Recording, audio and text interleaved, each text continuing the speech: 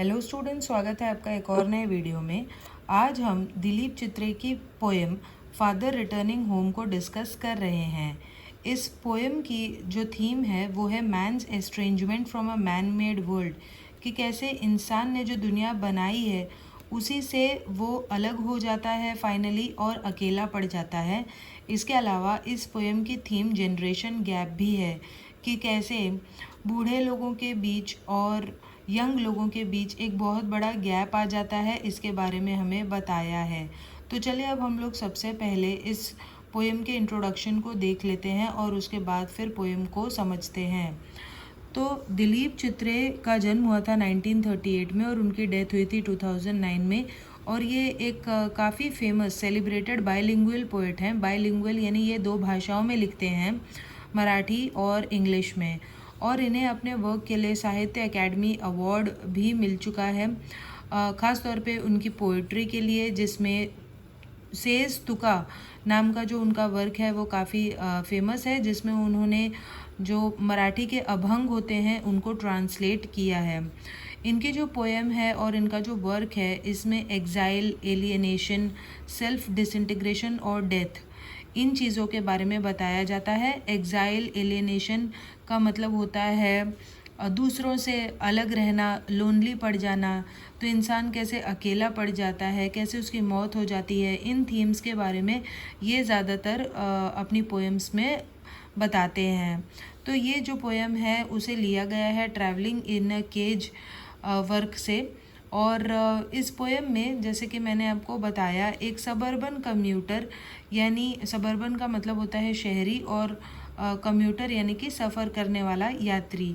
तो एक शहर में रहने वाले यात्री के बारे में बताया है कि कैसी उसकी जो जर्नी है, उसका जो रूटीन है डेली का, वो बहुत ही ज़्यादा बोरिंग है, डल है, मोनोटनस है, यानी एक जैसा है और एग्जॉस्टिंग है। वो थक कर जब घर आता है तो वो ये एक्सपेक्ट करता है कि उसके बच्चे उसके साथ हंसेंगे, बातें करेंगे, उसके साथ बैठेंगे, लेकिन ऐसा कुछ भी नहीं होता।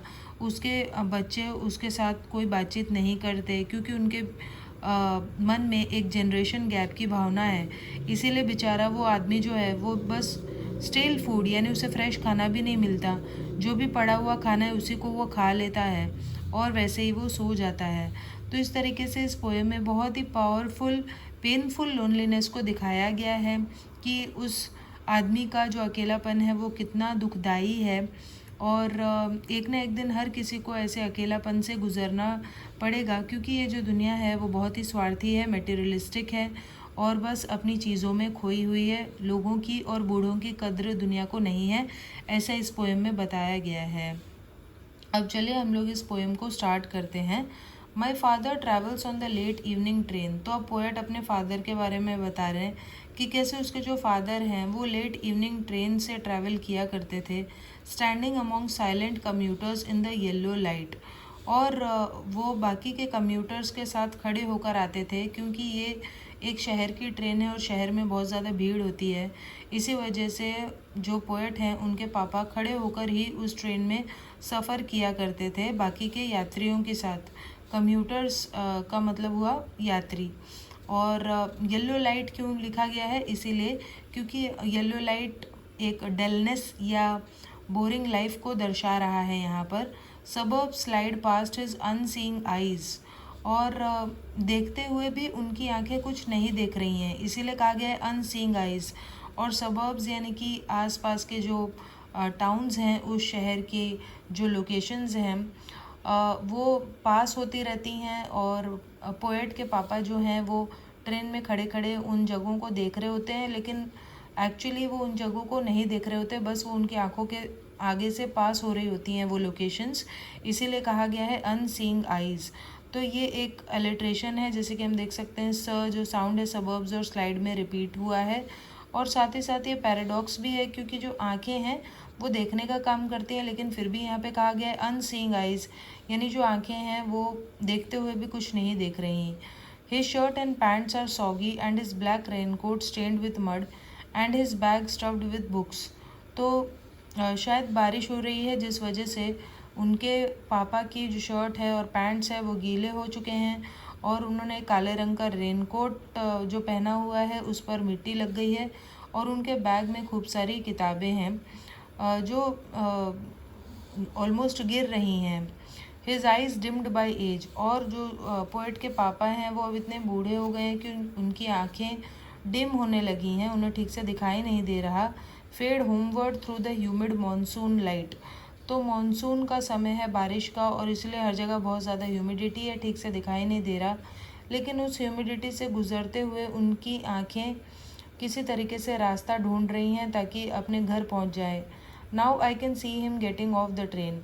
इसके बाद धीरे धीरे करके पोएट के पापा ट्रेन से उतरते हैं, like a word dropping from a long sentence, और जैसे कि एक बड़े से सेंटेंस से एक शब्द गिर जाए, उसी तरीके से उसके फादर भी ट्रेन से उतरते हैं। यहाँ पे फादर को उस वर्ड से कंपेयर किया है और इसी वजह से ये एक सिमिली है, figure of speech. He hurries across the length of the grey platform, तो ट्रेन से उतरते ही वो जल्दी जल्दी उस ग्रे प्लेटफॉर्म पर जल्दी से चलते हुए आगे बढ़ते हैं। प्लेटफॉर्म को ग्रे इसीलिए कहा गया है, ये दिखाने के लिए कि फादर की जो दुनिया है वो कितनी बेरंग है, उसमें कोई भी एक्साइटमेंट नहीं है। तो जो ग्रे कलर है प्लेटफॉर्म का, वो ओल्ड एज डलनेस का प्रतीक है। Crosses the railway line enters the lane, उसके बाद वो रेलवे लाइन को क्रॉस करते हुए अंदर की गली में आते हैं। His chappals are sticky with mud, उनकी चप्पलों में मिट्टी लग गई है, बट ही हरीज ऑनवर्ड्स, लेकिन फिर भी वो जल्दी जल्दी आगे बढ़ने की कोशिश करते हैं। Home again I see him drinking weak tea, जब वो घर पहुंचते हैं तो वहाँ उनका स्वागत करने के लिए कोई नहीं बाहर आता और उनके लिए कोई फ्रेश या अच्छी चाय नहीं बनाता। वो एक ख़राब चाय शायद खुद की बनाई हुई पीते हैं और फिर पता नहीं कब की रखी हुई रोटियों को खाते हैं, स्टेल चपाती को खाते हैं और फिर कोई बुक पढ़ने लग जाते हैं। He goes into the toilet to contemplate man's estrangement from a man-made world. उसके बाद वो फिर टॉयलेट में जाते हैं और वहाँ कॉन्टेम्पलेट यानी सोचते हैं, बहुत ही डीप थिंकिंग करते हैं कि कैसे आज आदमी जो है वो आदमी की ही बनाई गई दुनिया से अलग हो गया है, एस्ट्रेंज हो गया है, यानी एलियनेटेड हो गया है, दूर हो गया है। Coming out he trembles at the sink, और ये सब सोच सोच कर जब वो बाहर आते हैं तो सिंक के पास उनके शरीर में एक सिहरन दौड़ जाती है, वो कांपते हैं। The cold water running over his brown hands, और उनके हाथों पर अभी भी वो जो ठंडा पानी है वो लगा हुआ है।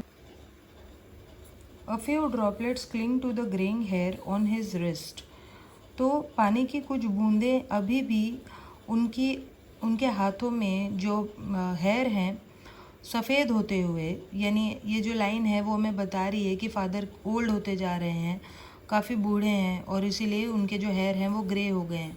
तो कुछ पानी की बूंदें उन हेयर में भी अभी भी लगी हुई हैं। His sullen children have often refuse to share jokes and secrets with him. Sullen का मतलब होता है बैड टेम्पर्ड, यानी जो फादर के बच्चे हैं वो अच्छे मिजाज के नहीं हैं, वो अच्छे नेचर के नहीं हैं, इसीलिए क्योंकि वो फादर के साथ उनके कोई भी सीक्रेट शेयर नहीं करते और ना ही कोई हंसी मजाक फादर के साथ करते हैं, और इसीलिए बेचारे फादर जो काफ़ी दुखी रहते हैं वो सोने चले जाते हैं। He will now go to sleep listening to the static on the radio, और वो अपने पुराने रेडियो को चला लेते हैं जिसमें से आवाज़ आती है। तो रेडियो पर जो आवाज़ें आती हैं उसे स्टैटिक कहते हैं। ड्रीमिंग ऑफ हिज एंसेस्टर्स, और फिर फादर जो हैं वो सपने देखने लगते हैं अपने पूर्वजों के, और साथ ही साथ वो अपने ग्रैंड चिल्ड्रन यानी उनके बच्चों के जो बच्चे हैं, उनके जो नाती पोते हैं फादर के, उनके बारे में वो सोचने लगते हैं। Thinking of nomads entering a सब कॉन्टिनेंट थ्रू अ नैरो पास, इसके अलावा वो नोमैड्स यानी कि जो आदिवासी लोग उस सब कॉन्टिनेंट में आए थे, यानी कैसे एशिया में या इंडिया में कैसे आदिवासी लोग सबसे पहली बार आए, इसके बारे में भी सोचते हैं।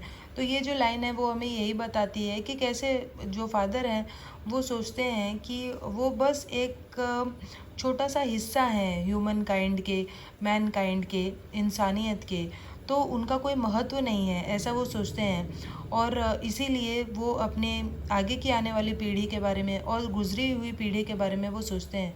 और वो जानते हैं कि जैसे गुजरी हुई पीढ़ी निकल गई है, एंसेस्टर्स उनके ख़त्म हो गए हैं, वैसे वो भी एक दिन ख़त्म हो जाएंगे और ये जो मटेरियलिस्टिक दुनिया है ये ऐसे ही आगे बढ़ती रहेगी बिना किसी को इम्पोर्टेंस दिए। तो वो समझ गए हैं कि इस दुनिया में उनका कोई भी इम्पोर्टेंस नहीं है और इसीलिए वो इस तरह के सपने देखते हैं। और यहीं पर फिर हमारी जो पोएम है वो एंड हो जाती है। आई होप आपको ये पोएम अच्छे तरीके से समझ में आई होगी और फिर भी इससे रिलेटेड कोई डाउट है तो आप कमेंट करके पूछ सकते हैं। चलिए हम मिलते हैं नेक्स्ट वीडियो में, तब तक के लिए बाय।